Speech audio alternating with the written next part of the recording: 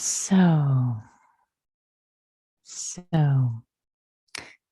so for today's practice, I like to bring in the theme of something that we do at the end of every practice session as an expression of metta. So, what if you have noticed at the end of every session, we dedicate the merit and what and the dedication of merit, sounds kind of big dedication of merit. Whereas it's just a sense of, when we say, may all beings be well, may all beings be happy, and basically offering the goodness, any goodness that has been generated, trusting that there has been goodness generated from our practice, even if we judge it to be shoddy. Oh, my mind was distracted. I wasn't really here. I was only mindful for one split second. But trusting that even sitting for mindfulness for a split second, or just sitting, just the act of coming together and sitting in the community, cultivating. And for those who listen to the audio Dharma later, for example, or any form of practice, this practice that we do, this cultivation that we do, trusting that there is goodness here, that there is goodness generated, that we're aligning our lives with goodness.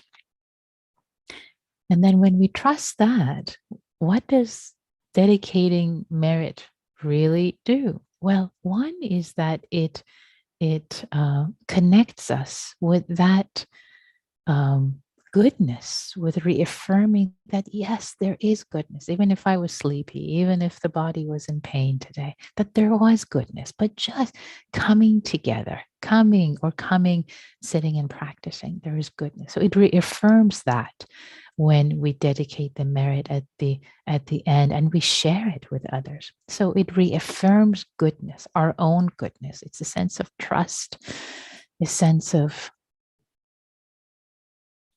confidence in our own goodness, which is beautiful. It's a reaffirmation of our own goodness.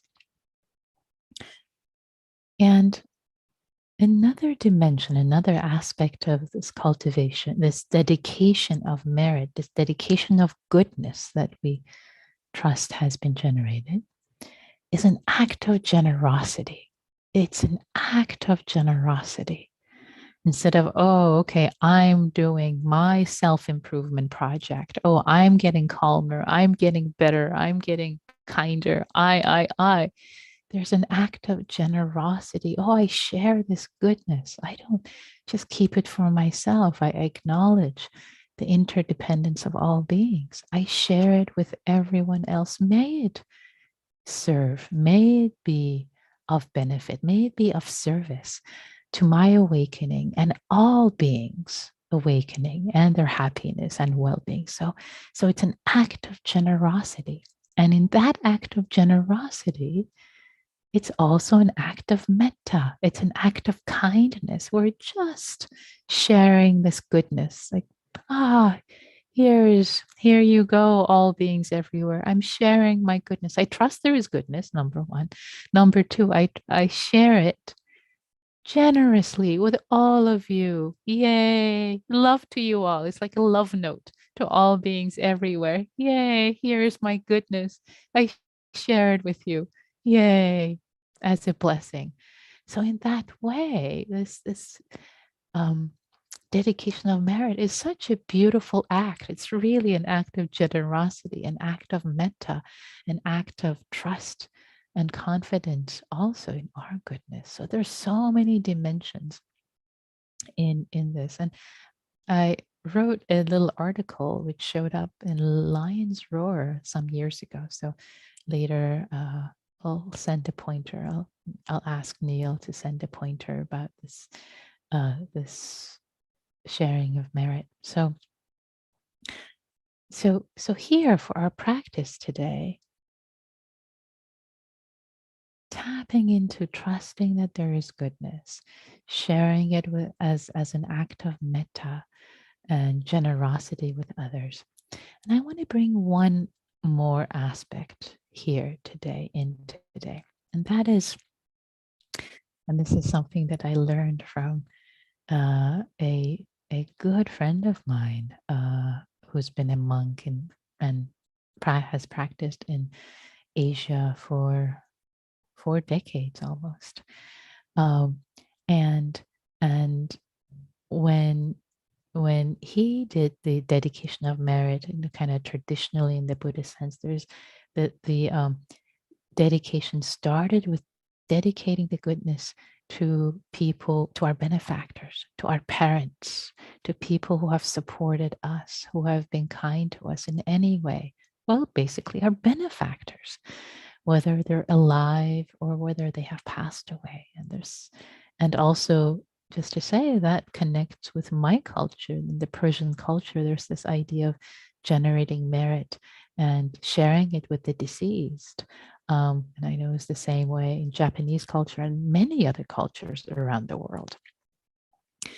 So sharing it with our benefactors and then sharing it with other beings in concentric circles, opening more and more with more generosity. So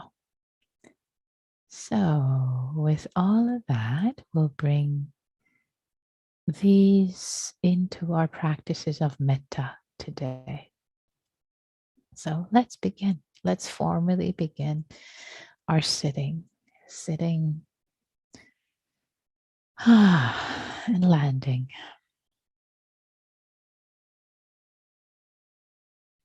Landing in this body.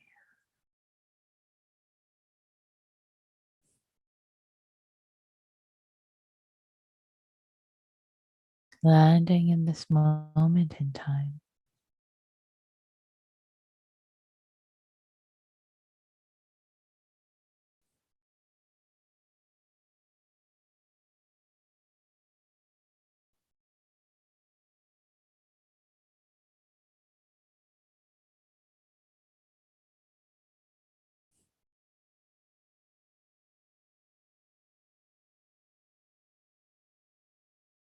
Feeling the connection of our toes, our feet with the earth.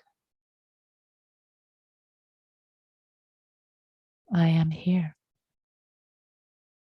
I am alive in this moment in time. Connected, rooted to the earth.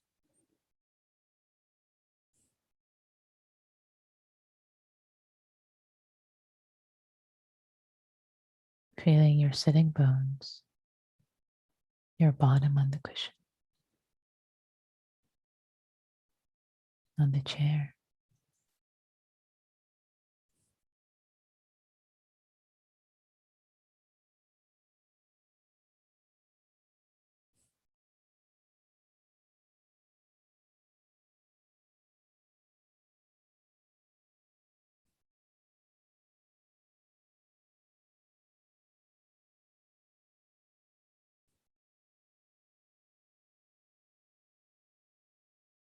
Letting attention, awareness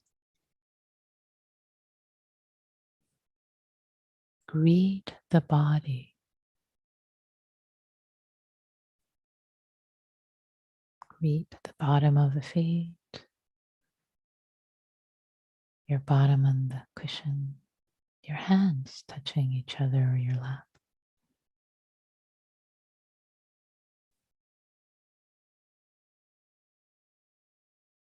And the sensations of the breath in the lower abdomen.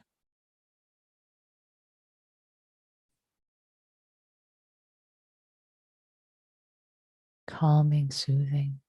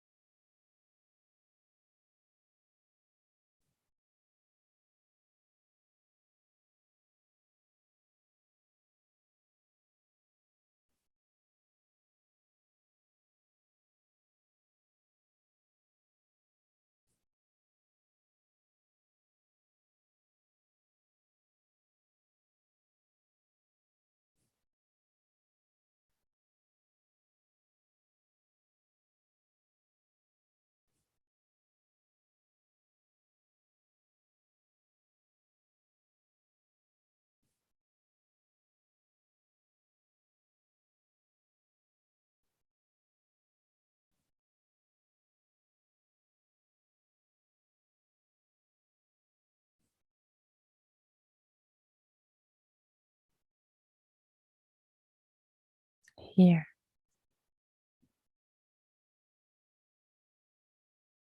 Just the simplicity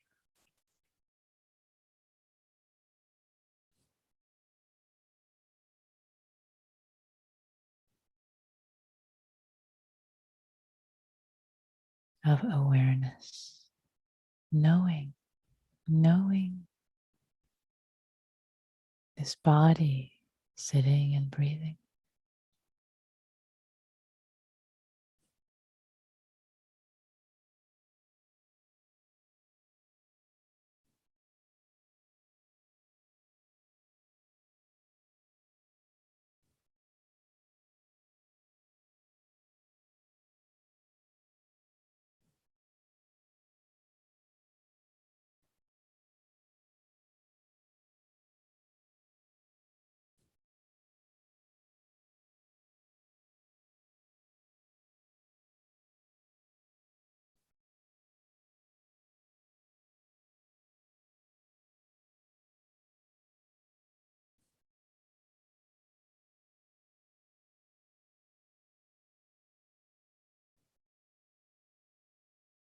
Trusting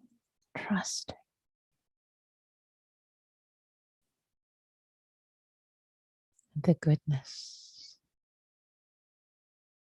of being here now, aligning our awareness with our intentions, trusting in the goodness, whatever is present, trusting this connection, this connecting to ourselves.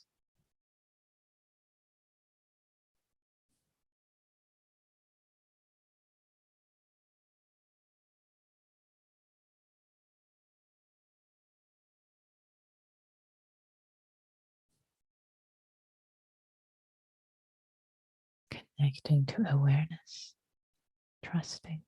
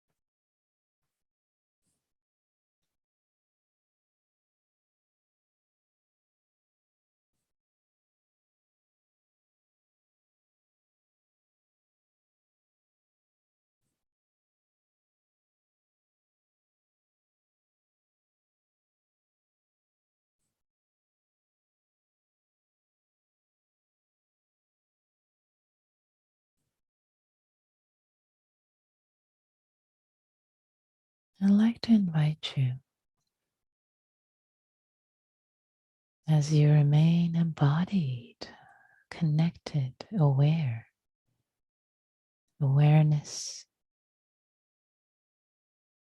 connecting, holding the sensations of the body, of the breath.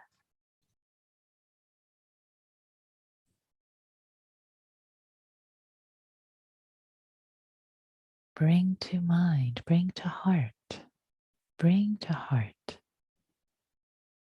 bring to body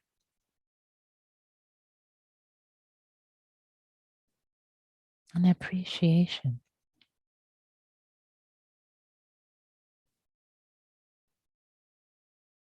for your practice.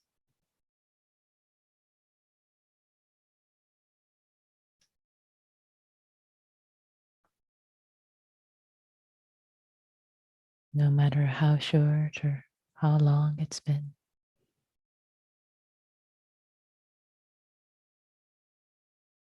The fact that you are on this path of cultivation, regardless of how self-critical part of you wants to be. Thank you. Not now. Self-criticism. Thank you. Not now. But really seeing, feeling with your heart your practice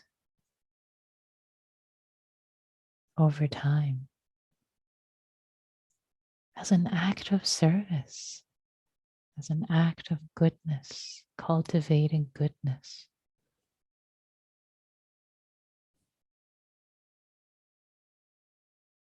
Cultivating peace, cultivating non-reactivity,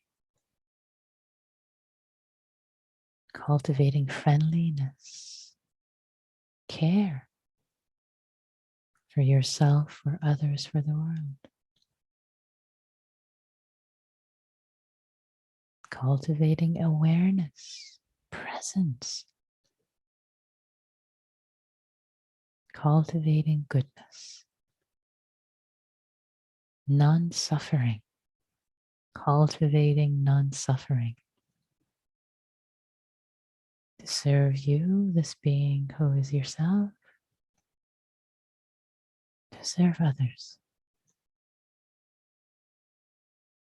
Bringing to heart appreciation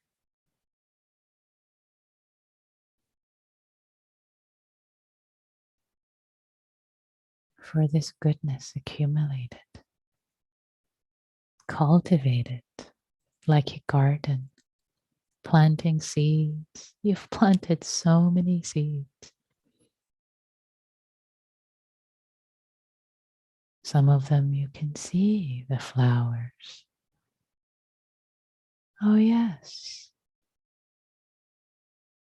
I'm less reactive in these situations. I'm kinder in these situations. I am more free in these situations.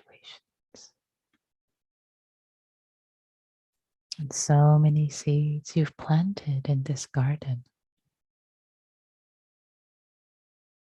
which are germinating in their own time, trusting, trusting. All the seeds.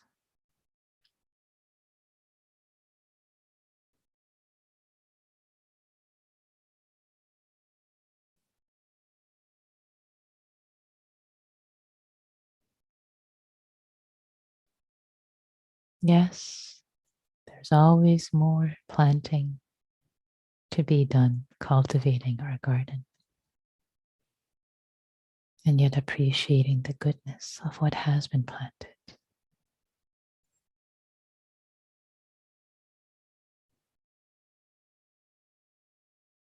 Trusting, yes, there is goodness here. There is goodness here. There is goodness here. Trusting the goodness.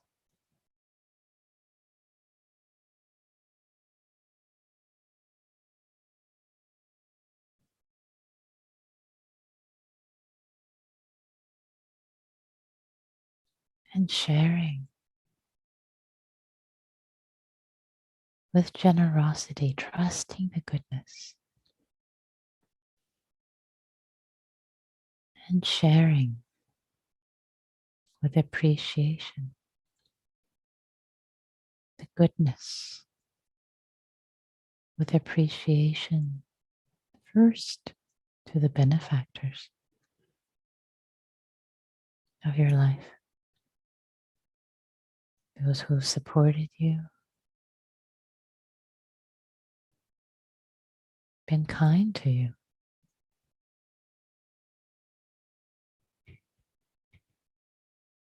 whether alive or deceased. Shri, let's start with those who are no longer in the world.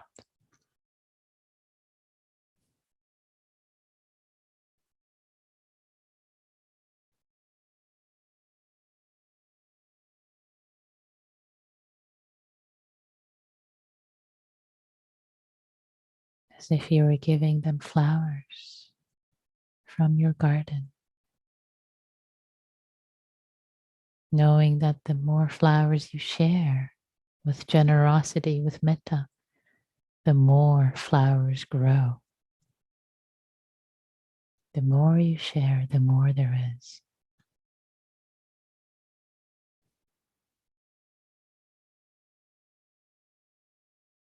The act of giving, sharing, appreciating helps the flowers grow.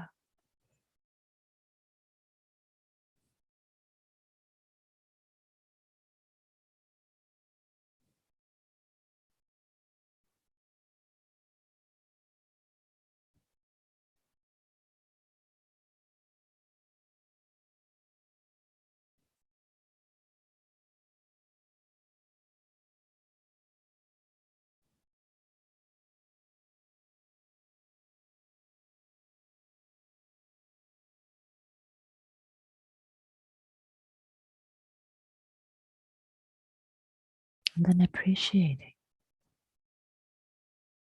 all benefactors in your life, which could also include friends, family, all loved ones.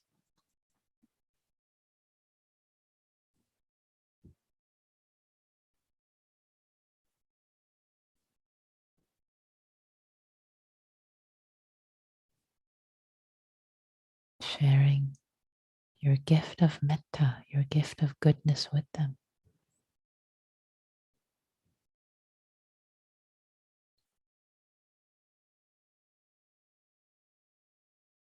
As if saying, thank you, I love you, or whatever version works for you.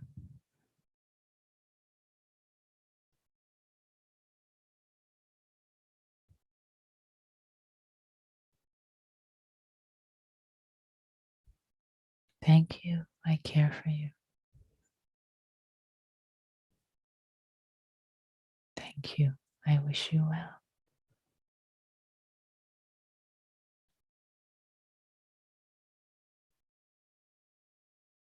My heart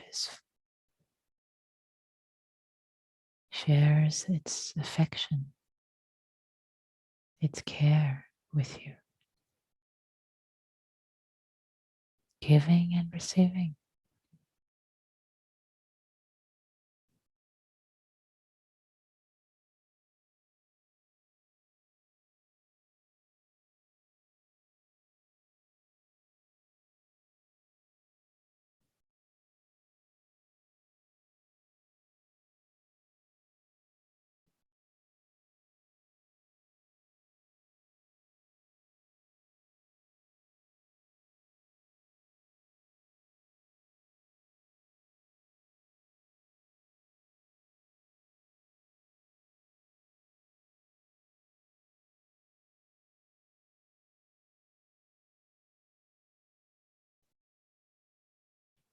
Knowing that gratitude, appreciation helps your garden grow, the garden of your heart. And giving metta further helps your garden grow.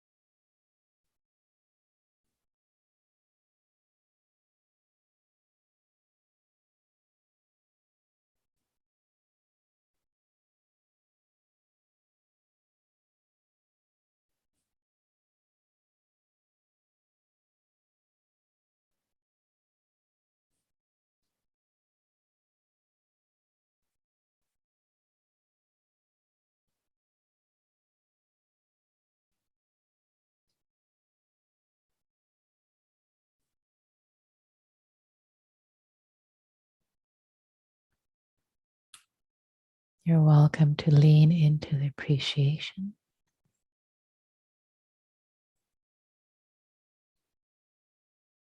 of the benefactors, or lean into sharing your goodness, your metta, generously with them. Or lean into one with the in-breath, lean into the other with the out-breath. You decide what's best for you.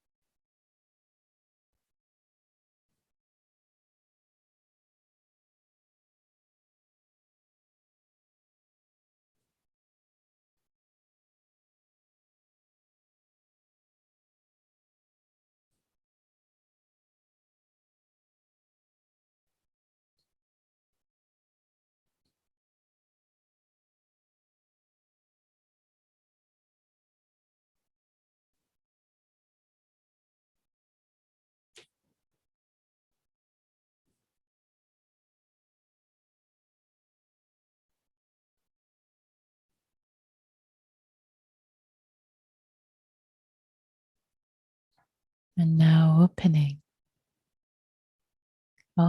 up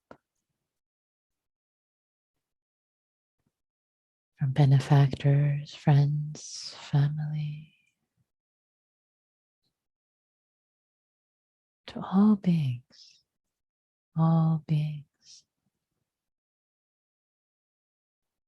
as if your garden, as if this garden of goodness of your heart, as if it could feed or support the whole world, as if it were a vegetable garden. And the more you gave away, the more would automatically grow immediately. So the more you gave away, the more generosity, the more goodness you gave away. May all beings be well, be happy, be healthy, have ease, have safety. The more you give away goodness, the more goodness becomes available in your heart, in your garden. Sharing, trusting there is abundance in your heart. trusting there is abundance, even if it may not be readily visible right now, trusting there is more abundance in your being, in your own goodness, in your own divine Buddha nature, generously offering it to all beings everywhere.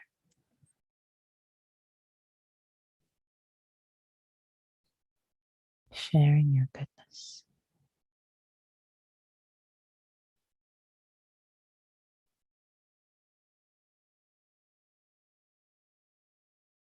May my goodness be of service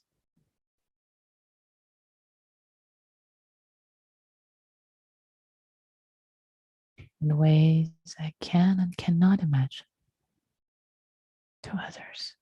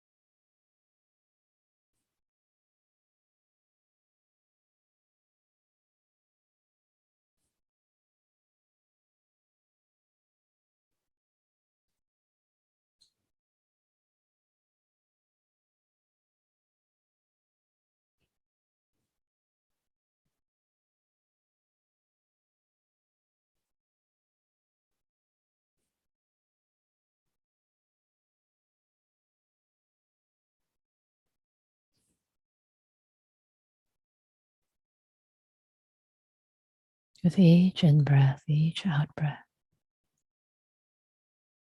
trusting there is goodness, the in breath, the out breath, sharing it far and wide, with generosity, with kindness for all beings.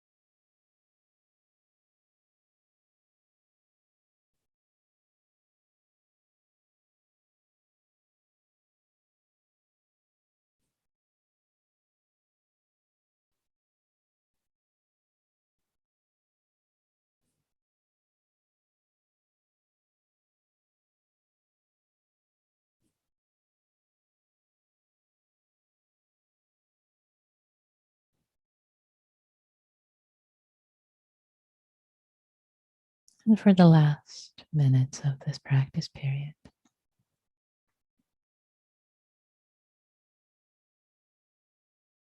appreciating that we showed up, we practiced, as well as it was available to us without judging the practice. It was what it was. We tried, we showed up, we aligned our actions with our intentions as much as it was possible. So appreciating the goodness generated from this practice period. Trusting that we've planted seeds. Seeds were planted. And sharing this goodness that we have cultivated together right now, just now. Sharing the merits, the beauty, the goodness of it freely, generously, offering it as our offering to all beings everywhere. Dear beings, I offer to you my goodness, my intentions, my cultivation. So throwing confetti over the whole planet Earth, sharing freely. Here's my goodness. May it be of service. May it be of service in ways I can and cannot imagine.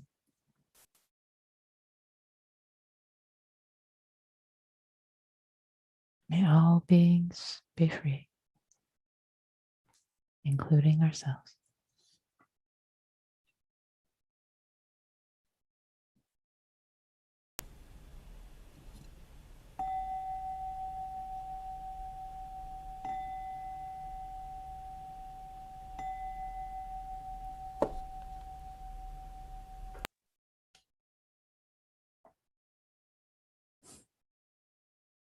Thank you all. Thank you for your practice.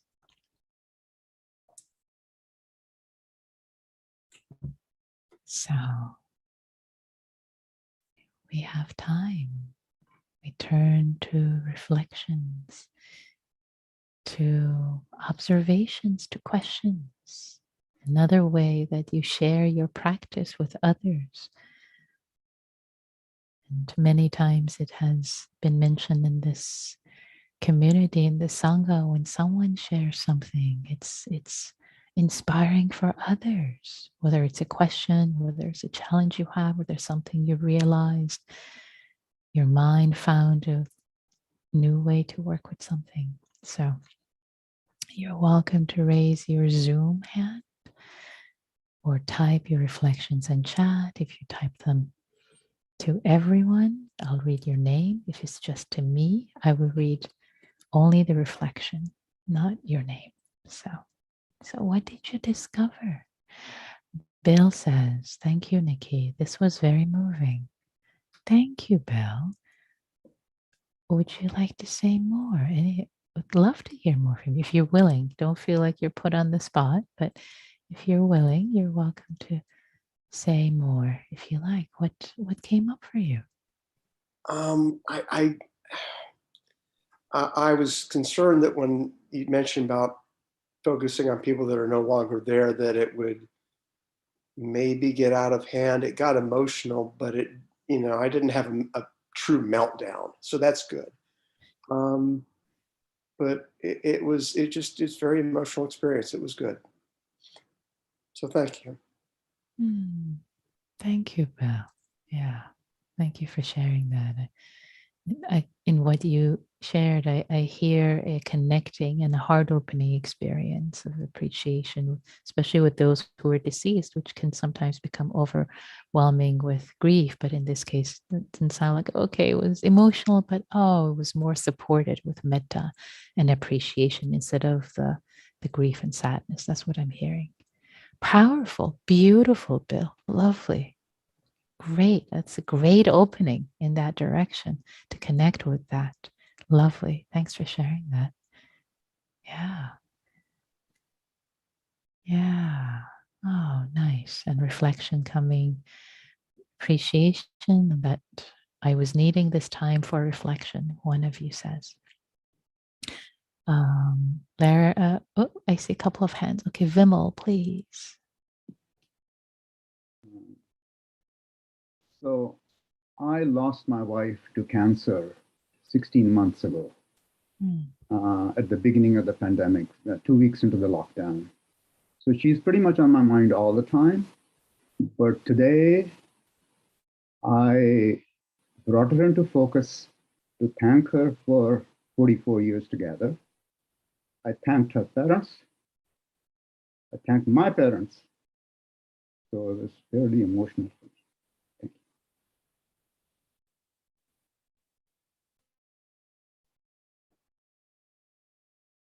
Thank you, Vimal. Thank you for sharing. Thank you.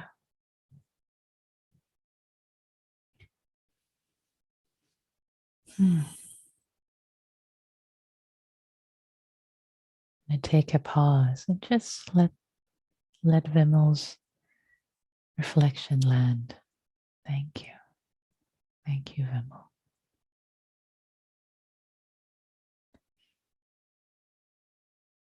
Abraham, please.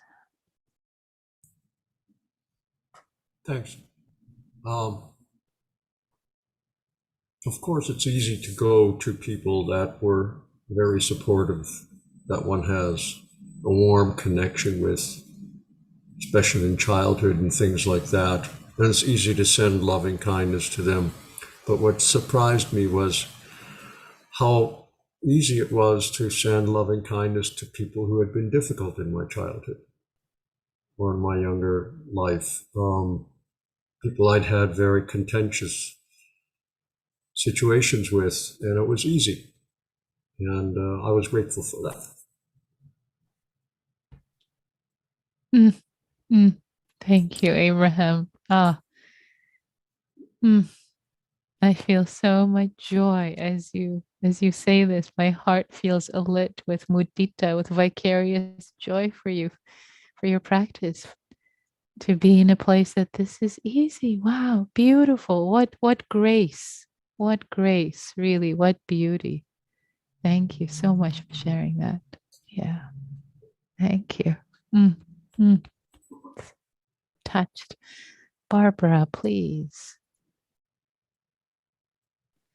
I appreciated the image that of the garden and the flowers that you give away instantly replenish and grow in your garden, and they're more and more. That resonates with me. It's beautiful.